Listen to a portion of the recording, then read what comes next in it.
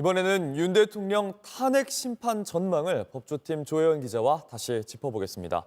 조 기자, 어제가 체포영장 집행도 있었지만 윤 대통령 탄핵 심판의 변론 준비 기일이 마무리된 날이었습니다. 이 탄핵 심판의 쟁점이 이제 어느 정도 정리가 됐다고 볼 수 있을까요? 네, 그렇습니다. 일단 어제 헌재는 준비 절차를 마무리하면서 오는 14일을 첫 변론 기일로 정하고 2월 4일까지 5차례 변론 기일을 잡았습니다. 이 어제 변론 준비 기일에선 앞으로 본격적으로 진행될 탄핵 심판에서 어떤 증거를 채택해서 살펴볼지 또 어떤 쟁점을 가지고 심판을 진행해 나갈지를 정리를 했습니다. 네. 어제 국회 측에서는 탄핵 심판의 쟁점을 형법상 내란죄 위반, 그러니까 대통령의 법률 위반 혐의는 제외하고 이 위헌적인 계엄령을 선포했다는 헌법 위반 사유로만 한정하겠다고 밝혔습니다. 네. 이게 어떤 내용인지 조금 자세히 짚어드리겠습니다. 네, 어제 청구인 측은 재판관들에게 이렇게 말했습니다.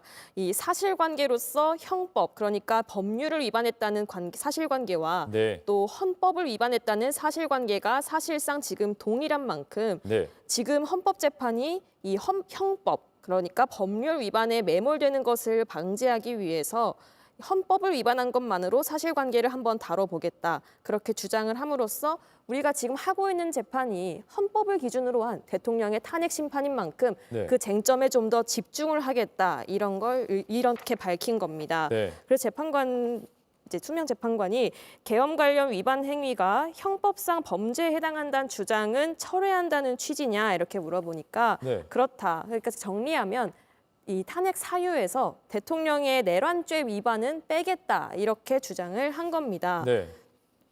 네, 그러니까 국회 측과 지금 윤석열 대통령 측이 헌법재판소에서 변론 준비 기일을 가졌는데 국회 측이 그러니까 내란죄는 형법도 그리고 또 헌법 위반 관계가 위반한 사실관계가 같으니까 그러면 내란죄는 빼고 다른 헌법 위반 사유로 재판 탄핵 심판을 진행하자 이렇게 주장했다는 거군요. 네, 그렇게 정리할 수 있겠습니다. 네. 이 취지가 내란 혐의의 유무죄를 다루는 거는 이 헌법 탄핵 심판이 아니라 형사 법정에서 앞으로 진행이 되고 계속 입증이 될 거다 이런 취지인데요. 네. 이 내란죄를 윤 대통령 탄핵 심판 대상에 포함할지 여부는 이 오는 14일부터 진행되는 정식 변론 기일에서 제대로 결정이 될 전망입니다. 네.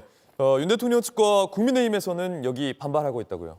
네, 그렇습니다. 먼저 국민의힘에서는 국회에서 의결된 탄핵 사유를 변경하려면 네. 국회 의결 절차를 다시 거쳐야 된다 이렇게 주장을 했습니다. 네. 윤석열 대통령 탄핵 소추 사유를 짚어보면 아까 말씀드린 것처럼 헌법과 개헌법을 위반으로 한 비상계엄 선포 행위 자체에 대한 위헌성과 그리고 이 내란에 해당하는 형법 위반 국헌문란 행위가 이렇게 나누어져 있습니다. 네.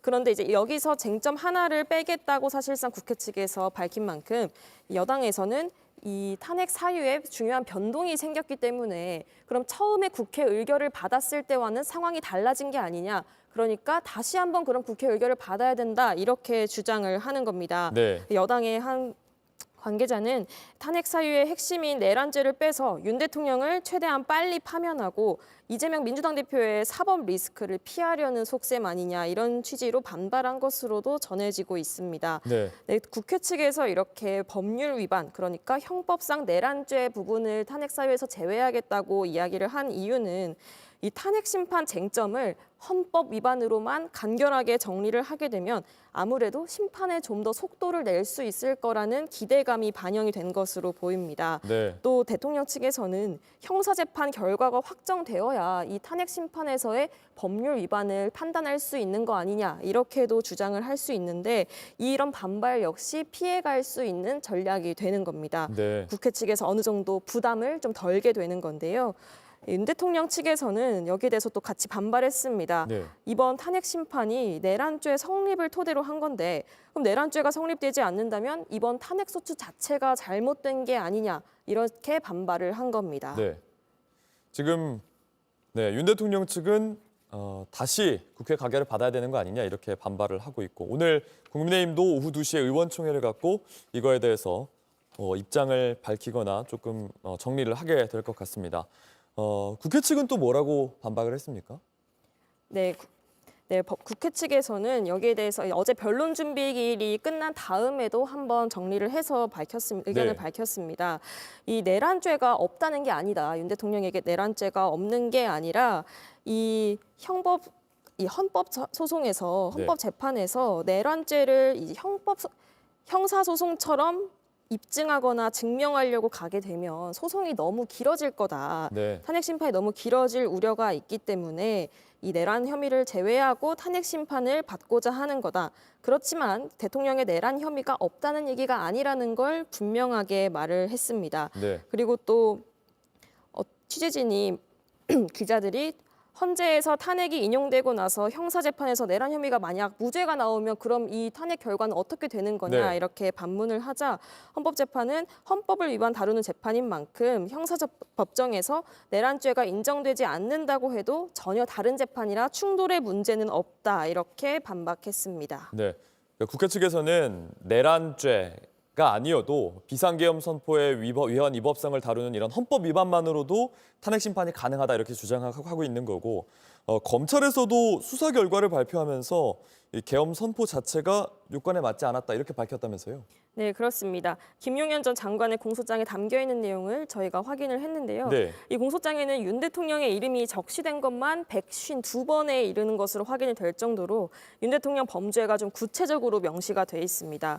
또 포고령의 위헌성도 어제 박안수 전 계엄사령관을 기소하면서 검찰이 좀 구체적으로 밝혔습니다. 네. 네, 검찰은 이 포고령 1항의 헌법상 입법권을 가지고 있는 국회의 기능을 완전히 정지시켜서 사실상 폐지하는 것과 같은 내용이었다면서 이 정당 활동 자유를 침해한다고 설명했습니다. 또 포고령 말미에 이 포고령을 위반한 사람은 영장 없이 체포하거나 구금할 수 있다고 밝힌 부분에 대해서도 네. 헌법상 영장주의 원칙을 배제하는 위헌적인 내용이라고 판단했습니다. 네. 또 김 장관 측이 앞서 포고령은 윤 대통령이 최종 점검한 내용이다 이렇게 진술하기도 한 만큼 윤 대통령 탄핵 심판에도 이 포고령의 위헌성은 중요한 쟁점이 될 것으로 보이고 이미 증거로도 제출이 된 상황으로 알려졌습니다. 네. 저희가 보도로 전해드렸지만 윤석열 대통령 측이 처음으로 답변서를 어제 냈는데 40쪽에 달하는 내용이었죠. 어떤 내용이 담겨 있었습니까? 네, 탄핵 소추 절차에 문제가 있다는 지적을 했습니다. 이 주장에는 두 가지 문제가 있는 것으로 저희가 한번 분석을 했었는데요. 이 법사위 조사는 본회의가 판단해서도 안 되고 또 생략해도 되는 절차라서 이 의무 조항이 아니라는 점이 있고 또 두 네. 번째는 이 신속하게 탄핵할 사정이 없다고 주장했던 윤 대통령의 주장 정말 없었느냐, 신속하게 탄핵할 사정이 없었냐 이 부분을 지적해 볼 수 있겠습니다. 네. 윤 대통령은 계엄 해제 가결 후에도 3시간이 지난 후에야 해제를 선포했고 그래서 2차 계엄을 준비했던 게 아니냐 이런 논란이 지금 계속 이어지고 있는 상황입니다. 네. 네, 계엄 해제 직후부터 싹 다 잡아들여라, 또 문을 부수고 들어가서 끌어내라 이렇게 지시하는 등 윤 대통령 본인이 직접 사령관들에게 계엄 작전을 지시했다는 증언도 계속 쏟아졌습니다. 또 탄핵 의결 바로 전날 발표된 여론조사에선 비상계엄이 내란이라는 여론이 71%, 또 탄핵에 찬성하는 비율이 75%였습니다. 네. 그런 만큼 신속하게 탄핵할 사정은 충분했다고 할 수 있는 상황입니다. 네. 탄핵 심판도 이제 5번의 변론 기일을 준비한 상태입니다. 그러면 이제 대통령 조사를 통해서 앞으로 어떤 점이 좀 밝혀져야 될까요? 네, 일단 어떤 과정을 거쳐서 왜 이 계엄을 준비했고 왜 계엄령을 발표했는지 이 부분이 중점적으로 밝혀져야 할 것으로 보입니다. 네. 또 2차 계엄 논의도 계속 에 대한 논란도 계속 이뤄지고 있습니다.